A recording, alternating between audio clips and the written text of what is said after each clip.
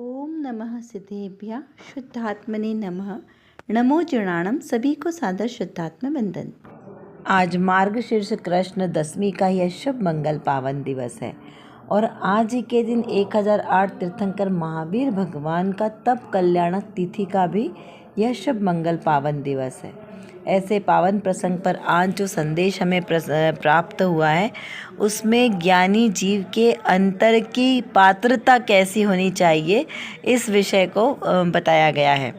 तो चलिए हम पढ़ते हैं पहले आज का यह संदेश कि ज्ञानी का आंतरिक जीवन समझने के लिए किस प्रकार से अंतर की पात्रता होनी चाहिए। संदेश में लिखा है कि ज्ञानी का आंतरिक जीवन समझने के लिए अंतर की पात्रता चाहिए। पूर्व प्रारब्ध के योग से बाह्य संयोगों में खड़े होने पर भी धर्मात्मा की परिणति अंतर में कुछ और ही कार्य करती है।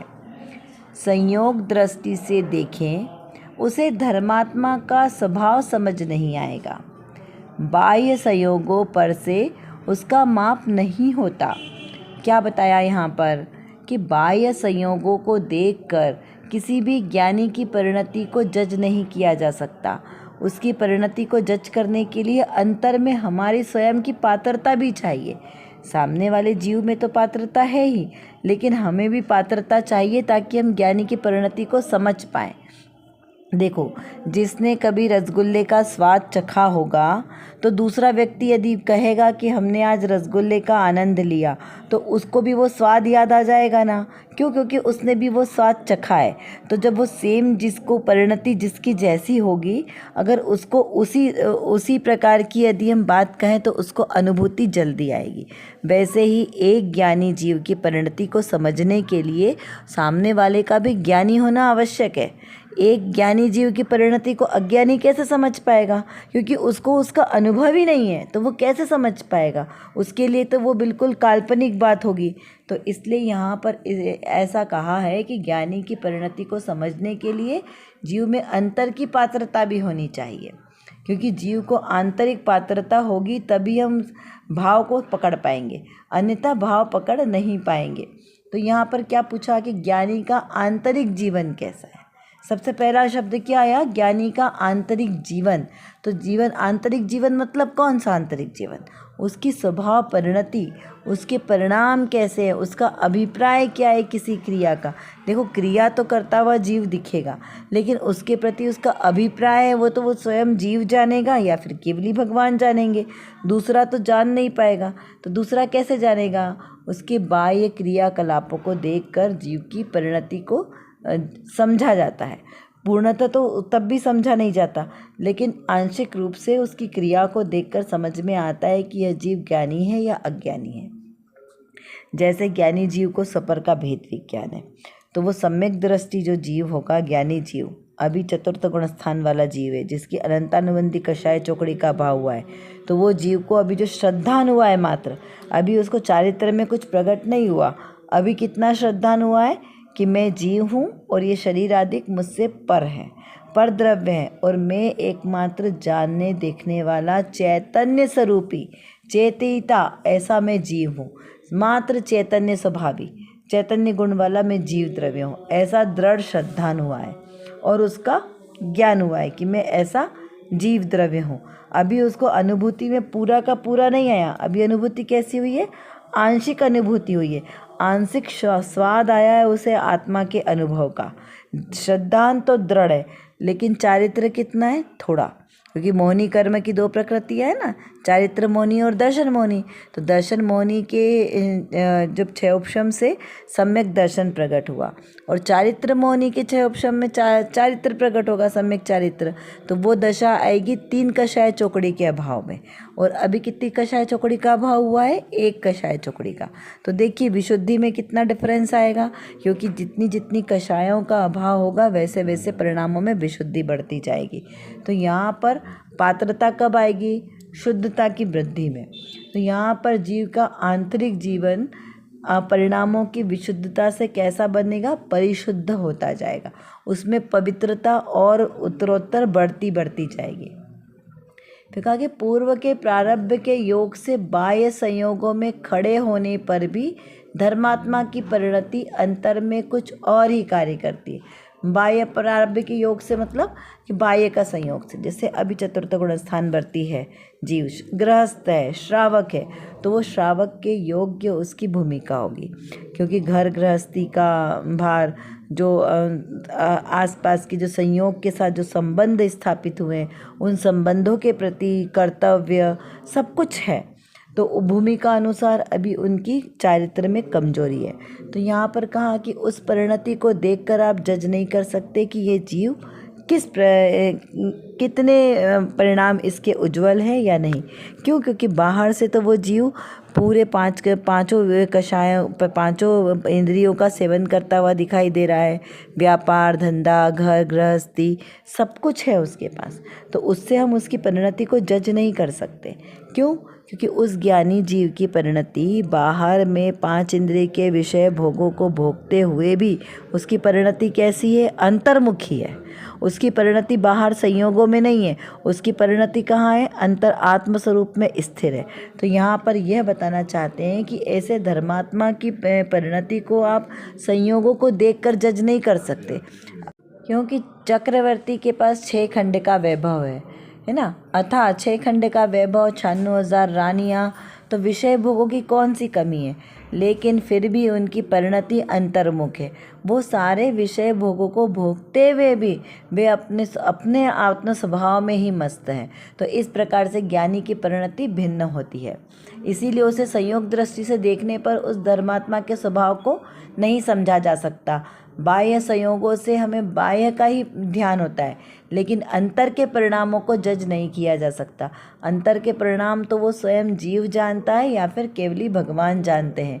इसीलिए यहाँ पर इस संदेश में यह बताया है कि ज्ञानी की परिणति भिन्न होती है।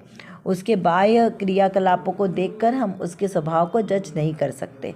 इस प्रकार से इस संदेश का यहाँ पर आशय निकलता है। चलिए अब देखते हैं कि आज रत्न कणिका में कौन सी यहाँ पर विशेष बात बताई गई है। यहाँ पर श्रोता ने प्रश्न किया है, उसके आधार से हम समझते हैं कि सम्यक दर्शन, सम्यक ज्ञान और सम्यक चारित्र की प्राप्ति किस प्रकार से की जाती है और उसे क्या कहते हैं। यहाँ मुमुक्षु ने प्रश्न किया है कि कार्य सिद्धि अर्थात क्या, कार्य सिद्धि मतलब क्या, तो वो उसका समाधान करते हुए समयसार जी कलश के 92 कलश के आधार से यहाँ पर जो पूज्य गुरुदेव श्री के प्रवचनांश हमें प्राप्त हुए, उसके आधार से हम पहले इसको थोड़ा सा समझते हैं। सम्यक दर्शन, सम्यक ज्ञान, सम्यक चारित्र की प्राप्ति करना, उसका नाम है कार्य सिद्धि। आत्मा चैतन्य मूर्ति आनंद घन का अनुभव करना या न चेते, वह है कार्य सिद्धि। यह उसके वास्तविक कार्य की साबिती है, बाकी सब होता है। मैं शुद्ध हूँ, अखंड, अभेद हूँ, ऐसे विकल्प उठते हैं, वह भी है। भगवान समय सार शुद्ध चैतन्य घन, वह नाम उपादेय है। शुद्ध स्वरूप का यानी समय सार का अनुभव होने पर चेतय, कैसे चेतय, तो मैं शुद्ध हूँ, अखंड हूँ, ऐसा विकल्प छूट जाता है और सहज ही द्रव्य कर्म का बंध भी छूट जाता है, वह है कार्य सिद्धि। क्या बताया यहाँ पे? कार्य सिद्धि की यहाँ पे उपयोगिता बताई कि वो कार्य सिद्धि क्या है। देखो, लौकिक में हम कार्य सिद्धि किसे कहते हैं? कोई कार्य हमने लिया और वो पूरा हो गया। कोई प्रोजेक्ट हमने लिया, मान लो हमने एक मंदिर बनाने का प्रोजेक्ट लिया, तो अब मंदिर बनाने के लिए, वो कार्य सिद्धि करने के लिए हमें क्या क्या चाहिए? सबसे पहले तो ज़मीन का निर्धारण होता है, किस ज़मीन पर बनेगा, कितना बड़ा मंदिर विशाल बनेगा, तो उसका सारा वो डिज़ाइन और नक्शा बनाया जाता है। फिर उसका निर्माण कार्य चालू होता है, और जब निर्माण कार्य हो गया पूर्णता से, तो क्या कार्य सिद्धि हो गई? नहीं, वो मंदिर तो बन गया, लेकिन उसमें जब तक भगवान विराजमान नहीं होंगे तब तक वो कार्य सिद्ध नहीं होता। तो फिर क्या होगा? पंच कल्याणक होगा और उसमें भगवान विराजमान होंगे, तब वो कार्य सिद्ध कहलाएगा। मंदिर बन गया, मंदिर पे शिखर पर कलश चढ़ गया और अंदर भगवान विराजमान हो गए, तब क्या हुआ? कार्य सिद्ध हुआ। किसका कार्य सिद्ध हुआ? मंदिर निर्माण का। तो यह तो हुआ मंदिर निर्माण का कार्य सिद्ध। तो मेरा कार्य सिद्ध कैसे होगा? तो मेरा कार्य सिद्ध होगा रत्नत्रय की प्राप्ति से, क्योंकि जब तक रत्नत्रय की प्राप्ति नहीं होगी तब तक कार्य सिद्ध नहीं होगा। संसार में तो अनादिकाल से परिभ्रमण चल रहा है, तो उसके लिए हमें कोई सिद्धियाँ करने की आवश्यकता नहीं है कि हमें कोई बहुत सारा धन वैभव चाहिए या बहुत सारा सुख सुविधाएं चाहिए, उसके लिए हमें कोई सिद्धि प्राप्त करना हो, कोई मंत्र तंत्र करना हो अपनी कोई इच्छा की पूर्ति के लिए। तो ये सब लौकिक कार्य किसी कार्य के नहीं है। क्यों? क्योंकि इच्छाओं की उत्पत्ति होना संसार है और इच्छाओं की पूर्ति कभी होती नहीं है। एक इच्छा पूरी होगी तो फिर दूसरी खड़ी हो जाएगी, तो ऐसे वो इच्छा रूपी जो गड्ढा है वो तो कभी भरने वाला नहीं होगा। तो उस कार्य को सिद्ध करना यानी कि मेंढक को तोलने के जैसा हो गया। तो यहाँ पर उसे कार्य सिद्ध नहीं कहा, जो कार्य कभी हो नहीं सकता। लेकिन अपने आत्म स्वरूप को प्राप्त करना सबसे आसान है। क्यों? क्योंकि वो मेरा स्वयं का स्वभाव है। इसीलिए कहा कि जब हम अपने आत्म स्वरूप को प्राप्त कर ले, वो इच्छाओं का अंत हो जाए, शाश्वत सुख प्राप्त हो जाए, तो उस कार्य को कहा हमने कार्य की सिद्धि होना। तो उसको क्या कहा? सम्यक दर्शन, सम्यक ज्ञान और सम्यक चारित्र की प्राप्ति हो जाए। जिसे सम्यक दर्शन यानी सच्ची श्रद्धा, सम्यक ज्ञान यानी सच्चा ज्ञान और चारित्र यानी उसमें लीनता। किसमें? अपने आत्मस्वरूप में लीनता। उसकी प्राप्ति का नाम है कार्य सिद्धि। और वो कैसा है आत्मा? आत्मा मेरा आत्मा है चैतन्य मूर्ति, चैतन्यता से परिपूर्ण। मूर्ति शब्द हम किसके लिए प्रयुक्त करते हैं? जो कुछ करती नहीं है, जिसको कुछ करना न धरना, से बस एक जगह पे शांत चित्त सौम्य मुद्रा में विराजमान रहना। तो वैसा ही तो मैं भी हूँ, अकर्ता स्वभावी। तो ऐसा स्वयं को अकर्ता स्वभावी मानकर उस आनंद घन आत्म स्वभाव का अनुभव करना, उसे कहा कार्य की सिद्धि होना। इस प्रकार से हमें यहाँ पर समझना है। विचार यह करना है कि ये जो मेरा कार्य सिद्ध है ये कैसे सिद्ध होगा। स्वयं को क्या अनुभव करना है? मैं शुद्ध हूँ, अरूपी हूँ, अखंड हूँ, अविनाशी हूँ। ऐसा स्वयं को अनंत गुण संपन्न अनुभव करना, वह है कार्य की सिद्धि होना। ऐसे शुद्ध चैतन्य घन अपने समय सार, मेरा आत्मा समय सार यानी निःशुद्ध आत्मा, ऐसे अपने निःशुद्ध आत्मा को द्रव्य कर्म से, भाव कर्म से, नौ कर्म से रहित निराला जानना, शुद्ध जानना, वह है कार्य की सिद्धि होना। चलिए अब कुछ प्रश्नों के माध्यम से थोड़ी सी चिंतन धारा को बढ़ाते हैं। स्वयं अपने परिणाम देखें, पर्याय से सुख बुद्धि छूटी या नहीं छूटी, इसका विचार करें। अंतर में जाकर देखें, इसका क्या अर्थ समझना, इसका विचार करो। ज्ञानी की अंतरंग परिणति कैसे होती है? धर्मात्मा कहते कुछ और मानते कुछ और है, तो क्या यह मायाचारी है? इसका विचार करना है। कार्य सिद्धि का अर्थ क्या समझना है? अपना कार्य सिद्ध कैसे करना है? मैं आत्मा और मैं जीव तत्व, मैं आत्मा, मैं शुद्ध आत्मा कहो, तो मेरा कार्य सिद्ध किस तरीके से होगा, इसका हमें विचार चिंतन करना है। देखिए, ज्ञानी की परिणति कुछ और है, क्रिया कुछ और है, तो यहाँ पर मायाचारी कैसे होगी, इसे बहुत शांति से सोचना है। क्यों? क्योंकि ज्ञानी की परिणति सहज होती है, उसमें कोई छल कपट मायाचारी नहीं होती है। तो यहाँ पर मायाचारी की बात वहाँ पर उस प्रकार से नहीं लेना, क्योंकि ज्ञानी की जीव की परिणति है वो अपने आत्म स्वभाव के अभिमुख होकर है, उसके लक्ष्य को लेकर है, इसलिए वहाँ पर मायाचारी के परिणाम नहीं आते। इसको और गहराई से और विशेष रूप से सोचे कि कहाँ कहाँ पर परिणाम किस प्रकार के होते, कि मायाचारी के परिणाम कैसे होते कुटिल वाले, और ये जो सहज परिणाम होते हैं स्वयं को ज्ञाता दृष्टा देखने के, वो परिणाम कैसे होते, दोनों का भेद हमें करना है। कर विचार तो पाम, हम जितना विचार करेंगे उतना ही हमारा विषय क्लियर होगा, क्योंकि हमारे पास समय की कमी है और जानना बहुत ज़्यादा है। और किसको जानना है? अपने ही ज्ञायक स्वभाव को जानना है। तो जब तक हम अपने इस ज्ञायक स्वभाव को नहीं जानेंगे तब तक हमारा कोई भी कार्य सिद्ध नहीं हो सकता।